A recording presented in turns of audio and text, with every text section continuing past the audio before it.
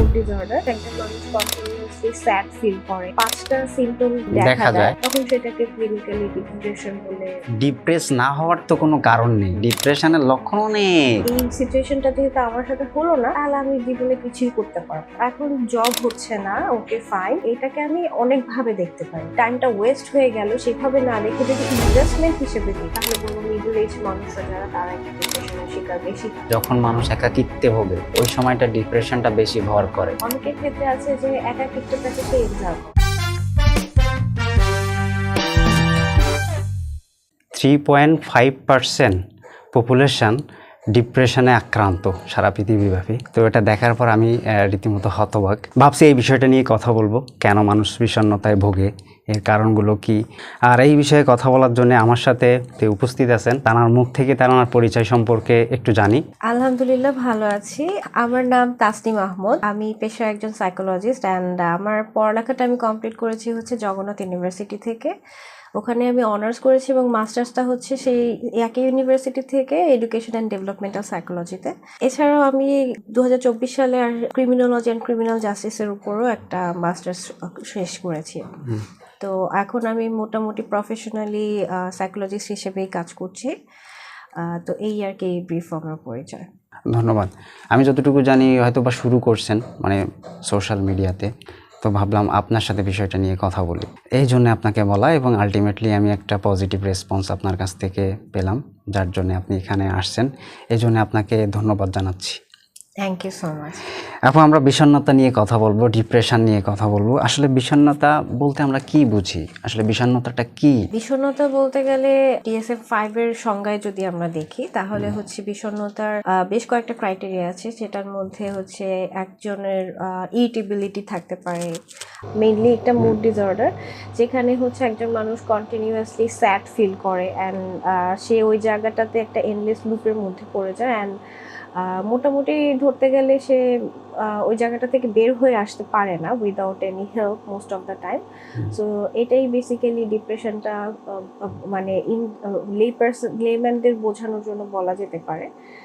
আর যদি ক্লিনিক্যালের ভাষায় বলি, তাহলে ধরতে গেলে একটা মানুষের মধ্যে যদি 2 সপ্তাহ বা তার বেশি সময় ধরে যদি 5টা সিমটম মানে কন্টিনিউয়াসলি যদি দেখা যায়, যেমন হচ্ছে হাইপারসোমনিয়া, যেটা নাকি অতিরিক্ত ঘুম, বা হচ্ছে ইনসোমনিয়া, এটা একটা ক্রাইটেরিয়া। তারপর হচ্ছে ইরিটেবিলিটি থাকতে পারে, তার মধ্যে ইরিটেশন থাকতে পারে সবকিছু। সো এই জিনিসগুলো থাকতে পারে। সো এই যে এই ধরনের আরও বেশ কয়েকটা ক্রাইটেরিয়া আছে। এই জিনিসগুলো যদি 2 সপ্তাহ বা তার বেশি সময় ধরে কন্টিনিউ করে, তখন সেটাকে ক্লিনিক্যালি ডিপ্রেশন বলে আইডেন্টিফাই করা যেতে পারে। আমরা আরো বিস্তারিত এই বিষয়ে জানবো যে আসলে উপসর্গ কি কি, সেই বিষয়ে আমরা পরে আসব। আসলে বিষণ্ণতার কারণগুলো কি আপু? বিষণ্ণতার আসলে অনেকগুলা কারণ থাকে। একটা মানুষের সাইকোলজিক্যাল বেশ কিছু কারণ থাকতে পারে, তার ফিজিক্যাল কিছু, বায়োলজিক্যাল কিছু কারণ থাকতে পারে, তার এনভায়রনমেন্টাল কিছু কারণ থাকতে পারে। সাইকোলজিক্যাল কারণগুলো কি কি, সেটা যদি এরকম হয় যে সেই মানুষটা পার্সোনালিটি ট্রেটটা এরকম যে সে সবসময় লো সেলফ এস্টিমে ভোগে, যেটা নাকি আসলে ডিপ্রেশনের মূল কারণ হতে পারে। তার ক্ষেত্রে যদি একটা মানুষ নিজেকে কন্টিনিউয়াসলি ব্লেম করে যে না, আমাকে দিয়ে কিছু হবে না, আমি কোনো কিছু পারবো না, কোনো সামান্য কিছুতে যদি হাল ছেড়ে দেয়, সো এটা একটা কারণ হতে পারে, এটা সাইকোলজিক্যাল ক্ষেত্রে। বায়োলজিক্যাল কারণ যেটা হয় সেটা হচ্ছে আমাদের ব্রেনে ইনফরমেশন পাস করার জন্য বেশ কিছু নিউরো ট্রান্সমিটার্স দায়ী থাকে, কাজ করে থাকে। সো এই নিউরো ট্রান্সমিটার্সের যদি কমিউনিকেশনটা করার ক্ষেত্রে কোনো ধরনের ব্যাহত হয়, সো সেক্ষেত্রে একটা মানুষ ডিপ্রেশনের শিকার হতে পারে। আর আরেকটা যেটার কথা বললাম, ফিজিক্যাল যে কোনো প্রবলেমের কারণে অনেক সময় দেখা যায় যে কিছু কিছু ইলনেস থাকে, ফিজিক্যাল ইলনেস থাকে, যে জন্য হচ্ছে মানুষ ডিপ্রেশনের শিকার হয়ে যায়। সেটার প্রেক্ষিতেই আসলে এটা কোমরবিডের মতো এটা ডিপ্রেশনের তার মধ্যে কিছু উপসর্গ দেখা যেতে পারে। আমার অবজারভেশনে যেটা বলে, ডিপ্রেস না হওয়ার তো কোনো কারণ নেই, মানে ভালো থাকার তো কোনো লক্ষণ দেখছি না, ডিপ্রেশনের লক্ষণ অনেক। এখানে কিছু প্রাসঙ্গিক কথা আসবে, মানুষ কেন ডিপ্রেশনে যায় এটা যদি আমার পয়েন্ট অফ ভিউ থেকে একটু ব্যাখ্যা করা চেষ্টা করি। মানে আমি তো সাধারণ মানুষ, অবশ্যই আমি তো আপনার মতো এই বিষয়টা অত অভিজ্ঞ না। আমারও ডিপ্রেশন আছে, থাকতে পারে, আপনারও থাকতে পারে, কিন্তু আমার যেটা মনে হয় আসলে বেসিক যে জিনিস, বেসিক নিডটা কিন্তু আমরা ফিল আপ করতে পারতেছি না। তো হইতে পারে এটা আমাদের খাদ্য, বাসস্থান, শিক্ষা, যে সব মানুষ পারতেছে আমি পারতেছি না, আমি কাজ করতে চাই আমার সুযোগ নেই, মানে এই যে জিনিসটা একটা মিক্স একটা প্রক্রিয়া, মানে এই জিনিসটা আপনি কিভাবে দেখেন? এটা হচ্ছে এটা যেটা আমরা একটু আগে বললাম যে নেগেটিভ সেলফ থট যেটা থাকে আমাদের মধ্যে, সেলফ টক যেটা থাকে, ডিপ্রেস মানুষদের মধ্যে এটা একটু বেশি দেখা যায় যে আমাকে দিয়ে কিছু হবে না, আমি এই কাজটা ওভারকামই করতে পারবো, এটা আমাকে এই সিচুয়েশনটা যেহেতু আমার সাথে হলো না, তাহলে আমি জীবনে কিছুই করতে পারবো, এরকম ধ্যান ধারণা আমাদের অনেকেরই থাকে। সবচেয়ে বড় কথা যেটা, এনভায়রনমেন্টের একটা প্রভাব থাকে মানুষের জীবনে। মানুষ বেশ কিছু সময় দেখা যায় যে রিসার্চ এটা অনেক সময় দেখা গেছে যে হিউমিড দেশের মানুষ যাদের থাকে তাদের মধ্যে আবার একটু ডিপ্রেশনের প্রভাবটা অন্যরকম থাকে। সো মানে এই ডিপ্রেশনের ধরতে গেলে এখন এটা হচ্ছে একটা মানুষ একটা সিচুয়েশনটাকে কিভাবে দেখছে সেটার উপর অনেকাংশে অনেক কিছু ডিপেন্ড করে। আমার এখন জব হচ্ছে না, ওকে ফাইন, ঠিক আছে, তাহলে এটাকে আমি অনেকভাবে দেখতে পারি। এটাকে আমি এভাবে দেখতে পারি যে আমার জব হচ্ছে না, তাহলে আমি এখন ট্রাই করা ছেড়ে দিব, আমি ফ্রাস্ট্রেটেড হয়ে গেলাম, আমার লাইফে কোনো গোলই থাকলো না। আবার এটাকে কিন্তু এভাবেও দেখা যায় যে আচ্ছা ঠিক আছে, আমার জব হচ্ছে না, তাহলে আমি একটু বের করার চেষ্টা করি যে আমার মধ্যে খুঁত কি কি, আমার উইকনেসটা কোথায়। উইকনেসটা যদি আমি বের করি, উইকনেসটা বের করে সেটাকে যদি আমি স্কিল ডেভেলপমেন্টটা করি, এবং যেই সময়টা আসলে আমার জব হচ্ছে না সেই টাইমটাকে আমি যদি নট লাইক যে টাইমটা ওয়েস্ট হয়ে গেল সেভাবে না দেখে যদি ইনভেস্টমেন্ট হিসেবে দেখি, তখন কিন্তু আসলে এই পার্সপেক্টিভটাই চেঞ্জ হয়ে যাবে। তখন কিন্তু ওই মানুষটা সহজে তার মধ্যে কিন্তু একটা রেজিস্ট্যান্স পাওয়ার তৈরি হবে এবং সে কিন্তু সহজে ডিপ্রেসড হবে না, সে মনটা তার কিন্তু সহজে খারাপ হবে না, নিজেকে মোটিভেট করার ক্ষমতাটা তার থাকবে। আমাদের লাইফের কয়েকটা স্টেজ আছে, শৈশব, কৈশোর থেকে একটা প্রাপ্তবয়স্ক মানুষ পর্যন্ত। এই যে লাইফের স্টেজগুলোর কোন বয়সে আসলে মানুষ বেশি ডিপ্রেস হয়? এভাবে কখনো বলা যায় না, বাট যেটা ধরা যায়, যেটা যদি মোস্টলি বলা যায় তাহলে বলবো যে মিডল এজ যারা থাকে, যদি আমি একটু র্যান্ডমলি বলি তাহলে বলবো মিডল এজ মানুষরা যারা, তারা একটু ডিপ্রেশনের শিকার বেশি হয়, কারণ তাদের আসলে লাইফের যে প্রবলেম গুলো থাকে সেগুলো তাদের কিন্তু শেয়ার করার মানুষ থাকে, যেটা কিন্তু আমাদের যে যারা নাকি ছোট আছে বা আমাদের যে যারা নাকি বড় আছে, যারা একটু বয়স্ক হয়ে যায়, তাদের কিন্তু একটা সার্কেল থাকে, কিন্তু আমরা যারা নাকি দেখা যায় যে কাজ করছি, ওয়ার্কিং এজে যারা আছি, তাদের কিন্তু আসলে শেয়ার করার মতো ওই মানুষ থাকে না, শেয়ার করার মতো সময় থাকে না, আমরা নিজেদের লাইফটা লিড করতে করতে হাঁপিয়ে পড়ি। তো ওই সময়টা আসলে ডিপ্রেশনের সময়। তাহলে আমরা এটা সবাই জানি যে যখন মানুষ একাকিত্বে ভোগে ওই সময়টা ডিপ্রেশনটা বেশি ভর করে। তো ওই ক্ষেত্রে ওই মানুষদের জন্য আমাদের পরামর্শ কি থাকবে? একাকিত্বে বেশি থাকলে যে ডিপ্রেশনে ভর করবে ব্যাপারটা কিন্তু সেটা না, এটা মোটামুটি একটা পার্সপেক্টিভের ব্যাপার। অনেকের ক্ষেত্রে আছে যে একাকিত্বটাকে সে এনজয় করে, অনেকের ক্ষেত্রে আছে যে একাকিত্বটাকে সে ফ্রাস্ট্রেটেড হয়ে যায় কারণ সে সোশ্যাল মানুষ।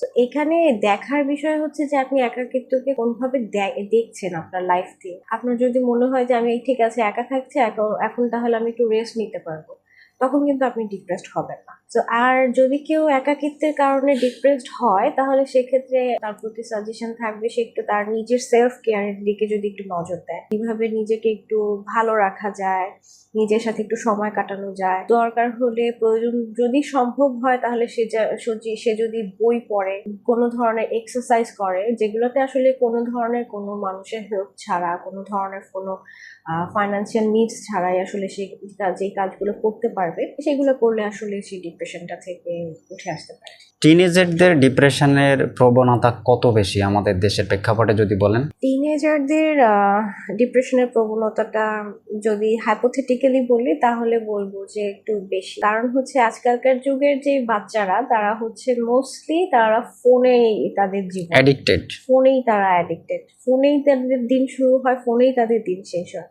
তো এখানে তারা কিন্তু, আমরা যেরকম ছোটবেলায় হচ্ছে পাড়ার ছেলে মেয়েরা মিলে খেলেছি, একটা সোশ্যাল বন্ডিং ছিল, আমাদের একটা এনভায়রনমেন্ট ছিল, বিভিন্ন খেলার নাম জানতাম, খেলতাম, সেগুলা এখনকার দিনের ছেলে মেয়েরা কিন্তু এগুলো জাস্ট ইউটিউবে দেখে, খুব বেশি হলে ইউটিউব পর্যন্তই ওইটা তাদের জানা, তাদের কিন্তু বেসিক্যালি করার মতো কোনো তো environment এটা কি আমরা এই ক্ষেত্রে কি ইউটিউব দেখা মানে নিরুৎসাহিত করতেছি? না, ইউটিউব দেখাকে মোটেও নিরুৎসাহিত করছি না। সবকিছুরই একটা লিমিট আছে। একটা মানুষ কতক্ষণ ফোন চালাবে, বিশেষ করে একটা টিনেজার বাচ্চা কতক্ষণ তার ফোনটা দরকার হবে কাজের বাইরে, রিক্রিয়েশনের ক্ষেত্রে। এখন তো ম্যাক্সিমাম টিনেজরা এক্সকিউজ দেখায় যে আমার কাজের জন্য, স্টাডি ফোনের পারপাস জন্য। এটা লাগতেছে। এটা স্কুলের অনেক সময় থাকে যে স্কুলের কিছু প্রজেক্ট থাকে যে জিনিসগুলো এখন হচ্ছে ইন্টারনেটে খুবই অ্যাভেলেবল, সায়েন্স প্রজেক্ট যেগুলো হচ্ছে আগে তো আমরা বই পড়ে পড়ে হচ্ছে জেনে জেনে তারপরে করতাম, তো এখন যেহেতু মোবাইলে অ্যাভেলেবল, দেখে ভিজুয়ালি দেখলে জিনিসটা বুঝতে ইজি হয়, তো সেক্ষেত্রে বাচ্চারা হচ্ছে মোবাইলের প্রতি আকৃষ্ট হবে, সেটা খুব স্বাভাবিক। কিন্তু এই যে মোবাইলে কাজটা করার পর মা বাবাদের একটা মনিটরিং এর দরকার আছে। ওকে, আমরা একটু ফিরি যে হ্যাঁ। প্রবণতাটা কি, ওই যে টিনেজাররা মানে ডিপ্রেশনে যাচ্ছে হচ্ছে, প্রবণতা কতটুকু এর থেকে উত্তরায়ণের ব্যাখ্যা করেন ওই যে জিনিসটা? বললাম একটা টাইম লিমিট বেঁধে দেওয়া দরকার, এবং হচ্ছে প্যারেন্টাল মনিটরিংটা খুব বেশি ইম্পর্টেন্ট। আজকালকার বাবা মাদেরও একটা বিষয় আছে, আপনি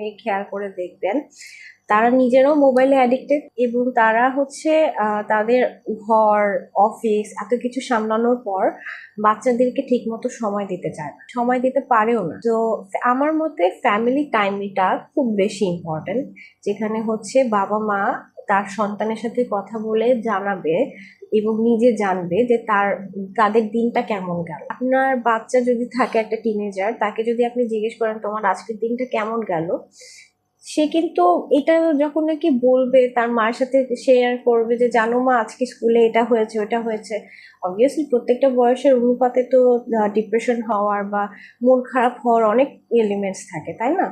তো এই এলিমেন্টস গুলোকে যখন নাকি সে তার মা বাবার সাথে শেয়ার করবে, তখন কিন্তু একটু হলেও সে কিন্তু তার মোবাইলের অ্যাডিকশনটা থেকে ডাইভার্ট হয়ে যায়। তার কিন্তু দিনের শেষে একটা আকাঙ্ক্ষা থাকবে, ইন্টারেস্টের জায়গা তৈরি হবে যে মায়ের সাথে শেয়ার করব, সারাদিন পরে মা আসবে, মায়ের সাথে শেয়ার করব। এই জিনিসটা হওয়াটা খুব দরকার বলে আমার মনে হয়। বাবা মা মিলে ফ্যামিলি টাইম দেওয়ার সাথে সাথে ফ্যামিলি গেমস হতে পারে, যে জিনিসগুলোতে আসলে সবাই মিলে একসাথে পার্টিসিপেট করা যায়। সবার একজন আরেকজনকে জানার প্রবণতাটা খুব বেশি দরকার। আপনার বাচ্চা কোনো কিছু নিয়ে মেন্টালি স্ট্রাগল করতেই পারে, কিন্তু সেটা যদি আপনি অ্যাজ আ প্যারেন্ট একটা কিছু আল্লাহ মাফ করুক কিছু একটা হয়ে যাওয়ার পরে আপনি জানলেন, তখন কিন্তু আসলে কোনো লাভ হইল না। আপনাকে সময় দিতে হবে। স্কুল জীবনে আমাদের দেশে প্রেক্ষাপটে যেটা হয়, অনেক বুলিং এর শিকার হয় ছাত্রছাত্রীরা, মানে তাদের সহপাঠীর দ্বারাই। ওই যে বুলিংটা হচ্ছে, ওটা কি ডিপ্রেশনের একটা কারণ হতে পারে? বুলিং একটা ডিপ্রেশনের ভাইটাল কারণ। একটা বাচ্চা, আপনারই বয়সের একটা বাচ্চা আপনাকে বডি শেমিং করছে, আপনার চেহারা নিয়ে কথা বলছে, এই মোটু, এই মোটু, এই কালো, হ্যাঁ, তুমি হ্যাঁ, এটা কেন, তোমার এটা নাই কেন, তোমার ড্রেস এরকম ফ্যাতফ্যাতা কেন, এরকম অনেক কথা শুনতে হয় বাচ্চাদেরকে। এটা ডিপ্রেশনের অনেক বড় একটা কারণ হতে পারে। এক্স্যাক্টলি, মানে ওই বয়সে আর কি। এটা হতে পারে, কিন্তু এই জিনিসটা আসলে ওই যে বললাম যে প্যারেন্টাল মনিটরিং থাকলে অবভিয়াসলি প্যারেন্টস জানতে পারবে, সেক্ষেত্রে তখন প্যারেন্টস একটা আইডিয়া দিতে পারে যে তুমি এটা কানে নিবা না। যখন নাকি এটা বেশি হয়ে যাবে তখন স্কুলে জানানো দরকার, অবভিয়াসলি এটা স্কুলে জানাতে হবে।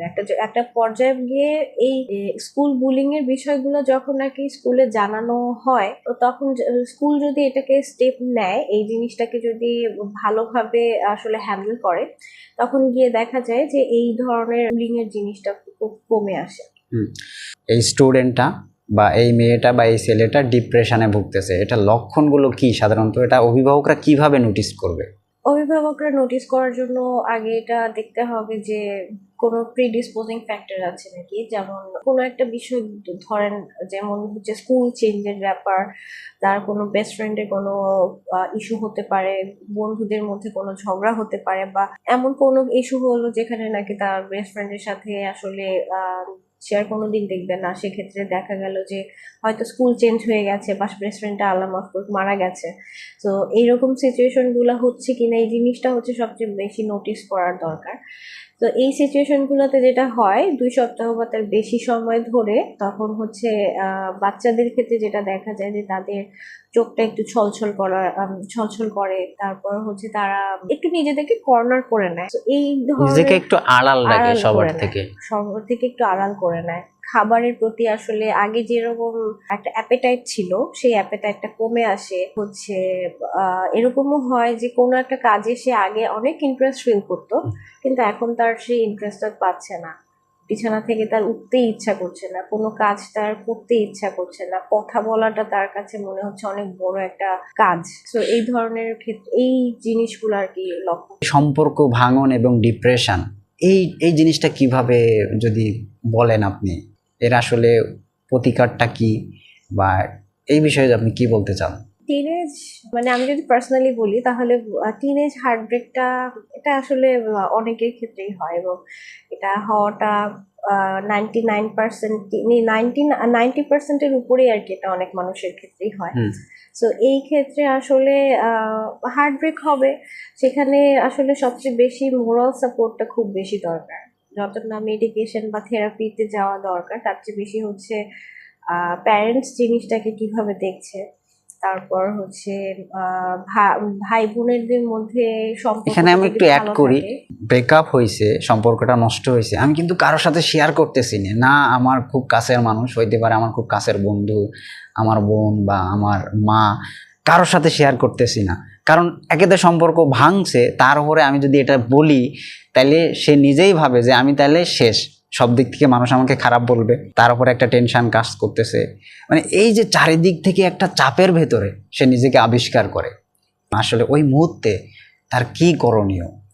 কারোর সাথে শেয়ার করা, সে যাকে সবচেয়ে বেশি ট্রাস্ট করে, সে যেই হোক না কেন, ভাই হোক, বন্ধু হোক, মা হোক, বাবা হোক, যেই হোক না কেন, তার সাথে শেয়ার করাটা খুব দরকার। শেয়ার করলে আপনি যতক্ষণ আপনার নিজের মধ্যে জিনিসটা রাখবেন, সেটা কিন্তু আপনি আপনার মতো করে দেখছেন জিনিসটা, এবং আপনি কিন্তু আসলে আপনার গণ্ডিটা থেকে বের হতে পারছেন না, তাই না? আমরা কখনো কিন্তু নিজের যা পড়ি, নিজে যা বুঝি সেটার মধ্যেই থাকে, আমার একটা নিজস্ব গণ্ডি থাকে, সেটার মধ্যেই থাকে। কিন্তু কি হয়, যখন নাকি আপনি এটা কারোর সাথে শেয়ার করেন, তখন গিয়ে আপনি হচ্ছে দেখবেন যে আপনার সামনের মানুষটা তার লাইফের কোনো এক্সপিরিয়েন্স বললো, সেটা দেখলেন যে হয় ফানি, সে অনুপ্রেরণা পাইতে পারে তার ওই ঘটনা থেকে, সে তাকে সাপোর্ট দিতে পারে মেন্টালি।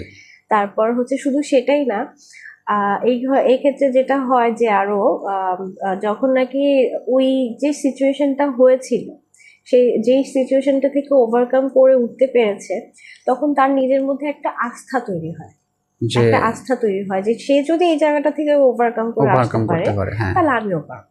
এক্স্যাক্টলি। তাহলে আমরা কিন্তু দারুণ একটা মেসেজ পাইলাম যে আসলে আমাদের জীবনে যে মানে ডিপ্রেশন আসবেই, আমরা যদি মানুষে, আমাদের যদি মন থাকে, আমরা হিউম্যান বিইং, আমাদের সম্পর্ক হবে, আমাদের সম্পর্ক ভাঙবে, আমাদের ডিপ্রেশনে যাব আমরা, এটা কনফার্ম।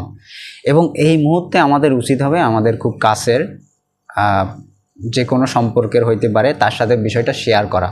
বয়স্কদের কিছু উপসর্গ কি দেখতে পাই যে তারা ডিপ্রেশনে আছে? আপনার কি মনে হয়? খুবই ভিজিবল। আপনি যখন নাকি একটা মানুষের, বয়স্ক মানুষ বলবেন বা অ্যাডাল্ট মানুষ, 18 ইয়ার্স ওল্ড বা তার চেয়ে বেশি বা মিড এজ মানুষদের মধ্যে যদি ডিপ্রেশন দেখেন, তখন তাদের মধ্যে দেখবেন যে তারা হচ্ছে কোনো একটা কাজ করতে গেলে খুব বেশি, আগের চেয়ে দেখা যাচ্ছে খুব বেশি ইরিটেটেড ফিল করছে। আগে যে একটা কাজ করার জন্য তার যে অনুপ্রেরণাটা ছিল, সেটা তার মধ্যে কাজ করছে না, সে হচ্ছে কাজটা করতে পারছে না। সে যদি বিছানায় থাকে তো বিছানাতেই থাকছে সারাদিন, বিছানা থেকে আর উঠতে পারছে না। তো এরকম অনেক ধরনের সাইন্স আসলে দেখা যায়। আর সবচেয়ে বেশি আরেকটা জিনিস যেটা দেখা যায়, দুইটা জিনিস, একটা হচ্ছে তার ঘুমের সমস্যা হয়, সে খুব ঘুমায়, না হলে সে একদমই ঘুমাইতে পারে না, একদমই ঘুমায় না। আবার আরেকটা যেটা সমস্যা, যেটা কথা বলছিলাম, সেটা হচ্ছে তার অ্যাপেটাইটটা আসলে চেঞ্জ হয়ে যায়, তার ওয়েটটা, অ্যাপেটাইটটা চেঞ্জ হওয়ার ফলে তার ওয়েট লস হয় বা ওয়েট গেইন হয়। এই ইস্যুগুলো যে কোনো কিছু আর কি এটা হতে পারে। সো 5টার মতো যদি কোনো সিমটমস আসলে দেখা যায়, তাহলে 2 সপ্তাহের বেশি যদি দেখা যায়, তাহলে ধরে নিতে হবে এটা হয়তো। আমরা সিমটম গুলো আরেকটু জেনে আসি, কোন ধরনের সিমটম দেখলে আমরা বুঝবো যে মানুষটা ডিপ্রেশনে আছে? প্রথমত যদি দেখা যায় যে তার মধ্যে খুব ইরিটেবিলিটি আছে, তারপর তার কাজ করার ক্ষেত্রে অনীহা কাজ করছে, যা আগের মতো অত এনার্জি পাচ্ছে না, এফোর্ট দিতে পারছে না, বিরক্ত লাগছে। তারপর হচ্ছে তার মধ্যে যদি এরকম থাকে যে সে সারাদিন হয়তো কোনো একটা জায়গায় স্টাক হয়ে গেছে, কোনো একটা কাজ করতে গিয়ে বা কোনো একটা কিছু করতে গিয়ে সে স্টাক হয়ে যাচ্ছে, কন্টিনিউয়াসলি ওই আর যে ঘটনার জন্য সে ডিপ্রেস ফিল করছে সেই জিনিসটা তার মধ্যে বারবার মাথার মধ্যে চলছে এবং সে নিজেকে আসলে ওয়ার্থলেস ভাবছে। তারপর আরো কিছু থাকতে পারে, ইনসোমনিয়া যেটার কথা বললাম, হাইপারসোমনিয়া, সেটা একটা থাকতে পারে। তারপর ফুড হ্যাবিটটা চেঞ্জ হয়ে যেতে পারে। তারপর তার মধ্যে আরো কিছু বিষয় থাকতে পারে, যেমন ধরেন আমাদের ডিপ্রেশনের রোগীদের মধ্যে এটা খুব দেখা যায় যে তাদের হঠাৎ করে মনটা খুবই খারাপ, কিন্তু হঠাৎ করে তারা হচ্ছে খুব হাইপার এনার্জেটিক হয়ে যায়। এটা কিন্তু হয়। ওকে, তো এই জিনিসগুলো আসলে ভিজিবল থাকে। শহরের মানুষ বেশি ডিপ্রেশনে যায় নাকি গ্রামের মানুষ বেশি ডিপ্রেশনে যায়, এই ক্ষেত্রে আপনি কি বলবেন? এটা আসলে আমাকে হাইপোথেটিক্যালি বলতে হ্যাঁ, হবে। সেটা হাইপোথেটিক্যালি বলুন। আমি আমার পার্সোনাল ওপিনিয়ন দিতে পারি, নট ক্লিনিক্যাল ডায়াগনোসিস। হাইপোথেটিক্যালি বলতে গেলে যে শহরের মানুষ বেশি ডিপ্রেশনে থাকে কারণ আমাদের দিন শেষে করার মতো কোনো অ্যাক্টিভিটিস থাকে না। গ্রামের মানুষরা কিন্তু অনেক সোশ্যাল হয়। তারা কিন্তু কার বাড়িতে কে আসছে সে কিন্তু জানে, তারা কিন্তু জানে ওই দূরের মাথার বাড়িতে কলিমুল্লার বাড়িতে সলিমুল্লাহ ঢাকা থেকে আসছে, সেটা কিন্তু তারা পুরো গ্রাম ব্যাপী জানে। কিন্তু এবং তারা এটা এনজয় করে, এনজয় করে এবং তারা কিন্তু দেখা করতে আসে, এটা কি করে না করে, বুঝুক না বুঝুক, ওই মানুষটার সাথে গল্প এটা আগ্রহ নিয়ে কিউরিওসিটি নিয়ে আসে। হ্যাঁ, এই কিউরিওসিটিতে কিন্তু আসলে আপনি শহরের মানুষের মধ্যে পারবেন।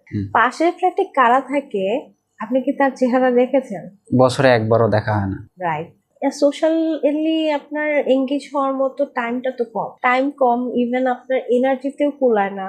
তারপর আবার হচ্ছে আপনার এনার্জিতে কুলালে আপনার হচ্ছে একটা সংকোচ বোধ থাকে, যাবো গেলে কি মনে করবে না করবে, মনে করবে যে আমার কাছে সময় কম, বা হচ্ছে মনে করবে আমি কুটনামি করতে এসেছি, তো এরকম হয়।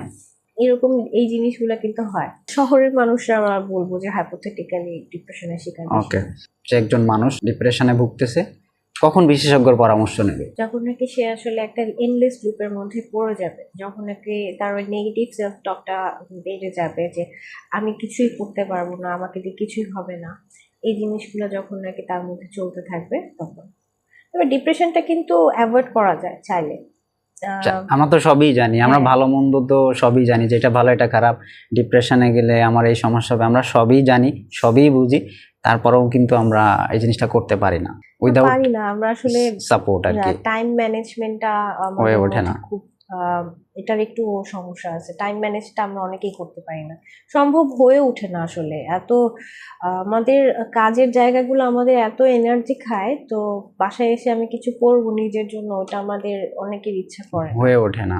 এমন কোনো বিষয় বলতে আমি বলবো যে ডিপ্রেশনটা আসার আগে নিজেকে একটু রেজিলিয়েন্ট করার জন্য কিছু কাজ করা যেতে পারে, যে জিনিসগুলো আসলে একটু সবার জানা দরকার। যেমন হচ্ছে যে আমরা নেগেটিভ সেলফ টকের কথা বললাম, এই জিনিসগুলো আসার আগে যদি একটা মানুষ তার নিজের যত্ন নেয়, নিজেকে যদি ভালো রাখার জন্য কোনো একটা কাজ করে, ডেইলি অ্যাটলিস্ট 5টা মিনিট যদি সে নিজেকে দেয়, তো সেটা করলে আসলে নিজের জন্য ভালো হবে, তার জন্য ভালো হবে। সেটা নিজের সাথে নিজের কাজ করা, সেটা হতে পারে মেডিটেশন, জার্নালিং, বা যে কোনো কাজ সে করতে পারে নিজের জন্য। আমি একটা রিসার্চের কথা বলতে চাই, সেটা হচ্ছে Harvard T. H.. Chang school of public health, এরকম একটা স্কুল আছে। সো ওই স্কুলে রিসেন্টলি একটা রিসার্চ করেছে, সেখানে দেখা গেছে যদি একটা মানুষ আধা ঘন্টা দৈনিক আধা ঘন্টা দৌড়ায় এবং বা যদি 1 ঘন্টা পরিমাণ হাঁটে, তাহলে সেই মানুষটার মধ্যে ডিপ্রেশন বা অ্যাংজাইটি এই ধরনের রোগগুলো হওয়ার সম্ভাবনা কম থাকে, 26% পর্যন্ত কমে আসে। তো 26% আপনি যদি সামান্য কোনো কিছুই আপনাকে খরচ করতে হচ্ছে না, আপনাকে জাস্ট হচ্ছে এক্সারসাইজ করতে হচ্ছে। এটা যদি আপনি করে সুস্থ থাকতে পারেন তাহলে কেন করবেন না? তবে সুস্থ মানে এক্সারসাইজ করাটা একটু ডিফিকাল্ট আমি জানি। সো সেক্ষেত্রে যেটা করতে পারেন যে অ্যাটলিস্ট 5 মিনিট করে শুরু করেন, তারপরে তার ডিউরেশন আস্তে আস্তে বাড়াতে পারবেন। আপনি এই বিষয়ে আমার অনেক কিছু বলা আছে, কারণ আমি জানেন হয়তো বা আমি একজন অ্যাথলেট, আমি ম্যারাথন, এই যে রিসেন্ট যে ম্যারাথন হয়েছে না, ঢাকা ইন্টারন্যাশনাল ম্যারাথন, তো ওটাতে হ্যাঁ 10,000 পার্টিসিপেন্ট ছিল। আমার কোনো প্রিপারেশন ছিল না, বাট আমি কম বেশি ফ্রি হ্যান্ড এক্সারসাইজ করি। তো এখানে আমার র্যাঙ্ক হচ্ছে 200 আসছিল, এবং আমি এটা অ্যাড করতাম আপনি না বললেও, যে আসলে এক্সারসাইজ করাটা কতটা ভালো, মানে একজন সুস্থ মানুষের জন্য বা সুস্থ থাকার জন্য। আপনাকে ধন্যবাদ যে আপনি বিষয়টা উল্লেখ করছেন। Thank you. আর কিছু বলতে চান আপু, আমার এখানে আসছেন বা এসব মিলাই? আসলাম, এক্সপিরিয়েন্সটা ভালো, অনেক কিছু শেয়ার করা হলো, অনেক কিছু জানা হলো, তো আমার কাছে ভালো লেগেছে। Thank you so much for calling me. আপনাকেও ধন্যবাদ যে কষ্ট করে আসছেন, আন্টিকে সাথে নিয়ে আসছেন, ভালো তথ্য দিয়ে মানুষকে সহযোগিতা করেন। Sure. ভালো থাকবেন।